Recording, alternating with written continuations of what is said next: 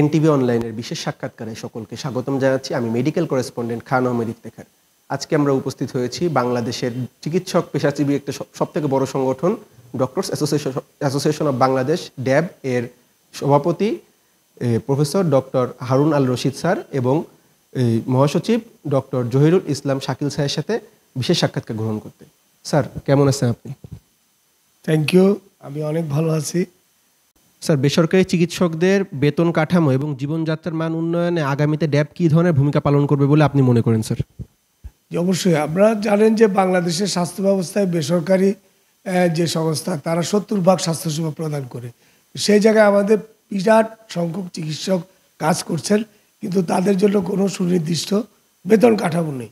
সেই জন্য আগামী দিনে ড্যাব যদি বাংলাদেশ জাতীয়তাবাদী সরকার প্রতিষ্ঠিত হয়, ড্যাব সেই জায়গায় কাজ করবে যাতে সুনির্দিষ্ট মানসম্মত বেতন কাঠামো তৈরি হয়, যাতে চিকিৎসকরা তাদের একটি মানসম্মত বেতন পায়, তাদের জীবিকা যেন সুন্দরভাবে তারা যাপন করতে পারে। সেই ব্যাপারে আমরা কাজ করবো ইনশাআল্লাহ।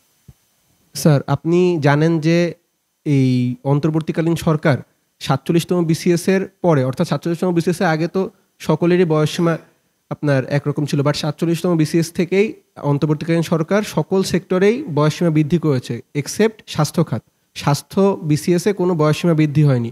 এ ব্যাপারে ইতোমধ্যেই বিভিন্ন সংগঠনরা আন্দোলন করেছে। এখন এই বয়সসীমা বৃদ্ধির ব্যাপারে আদৌ কি ড্যাব কোনো ভূমিকা গ্রহণ করবে?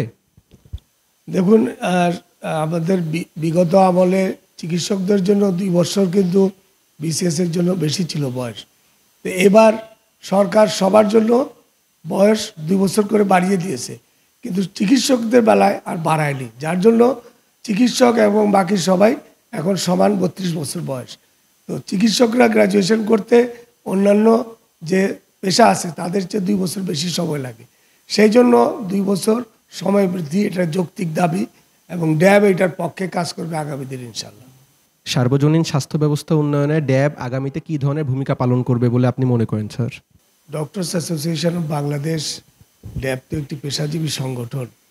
তো আমাদের যে কোনো কার্যক্রমে যে প্রশ্ন আপনি করেছেন সেখানে আমাদের ভূমিকা কিন্তু মেইনলি হবে হলো পলিসি মেকিংয়ে আমরা যে সরকার থাকবে তাকে সাহায্য করা। এছাড়া সংগঠন হিসাবে আমরা যেটা করে থাকি যে কোনো প্রাকৃতিক দুর্যোগ অথবা যে কোনো প্রাকৃতিক যখন আপনার কি বলে যে কোনো দুর্যোগের সময় আমরা অসহায় পীড়িত মানুষের পাশে দাঁড়াই, যারা প্রান্তিক জনগোষ্ঠী তাদের কাছে যাই, সেটা হলো এক ধরনের। আর বিশেষ করে আপনার প্রশ্নের উত্তরে আমরা সরকারের সাথে যারা আসবে আগামীতে তাদেরকে আমরা পরামর্শ এবং পলিসি মেকিংয়ে আমরা এমনভাবে পরামর্শ দিতে চাই যেন বাংলাদেশের সার্বজনীন স্বাস্থ্য ব্যবস্থা, যেটা একেবারেই অ্যাবসেন্ট বলা যায়, সেই জায়গায় যেন সরকার ভূমিকা পালন করে। স্যার, আপনি অবগত রয়েছেন যে বাংলাদেশের বিভিন্ন স্থানে বারংবার বিভিন্ন জায়গায় চিকিৎসকরা বিভিন্ন রকমভাবে হামলা শিকার হচ্ছে, এবং এই ব্যাপার নিয়ে ইতোমধ্যেই বিভিন্ন চিকিৎসক ছাত্র সংগঠনরা বিভিন্ন রকম আন্দোলন করেছে। তাদের একটাই দাবি যে স্বাস্থ্য সুরক্ষা আইন বাস্তবায়ন করতে হবে, কিন্তু এখনো পর্যন্ত আমরা স্বাস্থ্য সুরক্ষা আইন বাস্তবায়নের ব্যাপারে কোনো পদক্ষেপ দেখিনি। এই ব্যাপারে আগামীতে ড্যাব কী ধরনের ভূমিকা পালন করবে স্যার? ধন্যবাদ। আসসালামু আলাইকুম। নিরাপদ কর্মস্থল চিকিৎসকদের দাবি, নিরাপদ স্বাস্থ্য প্রতিষ্ঠান চিকিৎসক এবং রোগীদের সবারই দাবি। সেই লক্ষ্যে সরকার যেই স্বাস্থ্য সুরক্ষা আইন হাতে নিয়েছে, আমরা সেটার ডক্টরস বাংলাদেশ পক্ষ থেকে আমরা সেটার কিছুটা সংশোধনী দিয়ে আমরা গভর্নমেন্টের কাছে পেশ করেছি। আমরা অবিলম্বে সেটা বাস্তবায়ন চাই, যেখানে চিকিৎসকরা নিরাপদে এবং মুক্ত মনে স্বাধীনভাবে কাজ করতে পারবে। একজন রোগী এসে দালাল মুক্ত পরিবেশে সরকারি সকল সুযোগ সুবিধা নিয়ে চিকিৎসা গ্রহণ করতে পারবে। যেই রুগীটা হসপিটালে ভর্তি হবে সেই রুগীটা দিনে এবং রাতে নিরাপদ থাকবে, এবং আমাদের সাপোর্টিং নার্স আছে তাদের আস্থায় এনে তারা চিকিৎসা পাবে।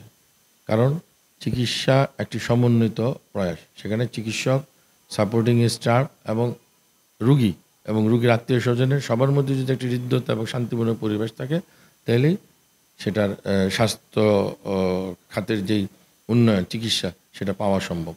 চিকিৎসক ঐক্য পরিষদের কেন্দ্রীয় সাধারণ সম্পাদক হিসেবে ড্যাবের নবনির্বাচিত নেতৃবৃন্দের প্রতি আপনার কিরূপ প্রত্যাশা? ধন্যবাদ। আসসালামু আলাইকুম। আমি ডাক্তার মোহাম্মদ মঈনুদ্দিন চিশতি, কেন্দ্রীয় সাধারণ সম্পাদক চিকিৎসক ঐক্য পরিষদ। চিকিৎসক ঐক্য পরিষদ সবসময় সাধারণ চিকিৎসকদের স্বার্থে এবং ন্যায্য দাবি আদায়ের লক্ষ্যে কাজ করে যায় এবং এরই ধারাবাহিকতা আপনারা সবাই জানেন, বিসিএস এর বয়সজনিত বৈষম্য নিরসন, চিকিৎসকদের ভাতা বৃদ্ধি এবং ডাক্তার পদবি যেন এমবিবিএস বিএসবিতে অন্য কেউ ব্যবহার করতে না পারে সহ এই ধরনের সকল আন্দোলনে চিকিৎসক ঐক্য পরিষদ অংশগ্রহণ করেছে। এবং আমাদের আগামী দিনের প্রত্যাশা, ড্যাবের কেন্দ্রীয় নেতৃবৃন্দ সাধারণ চিকিৎসকদের স্বার্থের লক্ষ্যে চিকিৎসক ঐক্য পরিষদকে সর্বোচ্চ সহযোগিতা করবে। একজন চিকিৎসক হিসেবে এবং চিকিৎসক ঐক্য পরিষদের মতো একটি বৃহৎ অরাজনৈতিক সংগঠনের একজন কেন্দ্রীয় সভাপতি হিসেবে আপনি ড্যাবের নেতৃবৃন্দের প্রতি কী রকম আশা প্রত্যাশা পোষণ করছেন? ধন্যবাদ আপনাকে। আমি ডাক্তার মাহফুজুল হক চৌধুরী, সভাপতি চিকিৎসক ঐক্য পরিষদ। আপনি জানেন যে আমরা দীর্ঘদিন ধরে চিকিৎসকদের জন্য কাজ করছি এবং চিকিৎসকের বিভিন্ন দাবি আদায়ে আমরা মাঠ পর্যায়ে ছিলাম। আমি ধন্যবাদ জানাচ্ছি ড্যাবের কেন্দ্রীয় নেতৃবৃন্দকে, আমাদের প্রেসিডেন্ট অধ্যাপক ডক্টর হারুন আল রশিদ স্যারকে এবং মহাসচিব ডক্টর জহিরুল ইসলাম শাকিল স্যারকে। সো আমাদের সকল সাধারণ চিকিৎসকদের একটা বড় একটা প্রত্যাশার জায়গা ওনাদের কাছে রয়েছে। সো আপনি জানেন যে আমাদের বেশ কিছু সমস্যা চিকিৎসক সমাজের জন্য রয়েছে। এর মধ্যে উল্লেখযোগ্য যে সমস্যাটা আমরা এখন দেখতে পাচ্ছি সেটা হলো যে সকল সাধারণ চিকিৎসকরা বিভিন্ন সময়ে হামলার শিকার হচ্ছেন এবং সেজন্য স্বাস্থ্য সুরক্ষা আইনটা খুব জরুরি বলে মনে করছি। এবং আমরা দীর্ঘদিন ধরে স্বাস্থ্য সুরক্ষা আইনের কথা বললেও বা চিকিৎসক সুরক্ষা আইনের কথা বললেও এখন পর্যন্ত তা বাস্তবায়ন করা সম্ভব হয়নি। সো ড্যাব নেতৃবৃন্দের কাছে আমার প্রত্যাশা থাকবে যে এই চিকিৎসক সুরক্ষা আইনটা যেন খুব দ্রুত বাস্তবায়ন করা হয় এবং সেই বাস্তবায়নে তারা যেন যথাযথ ভূমিকা পালন করেন।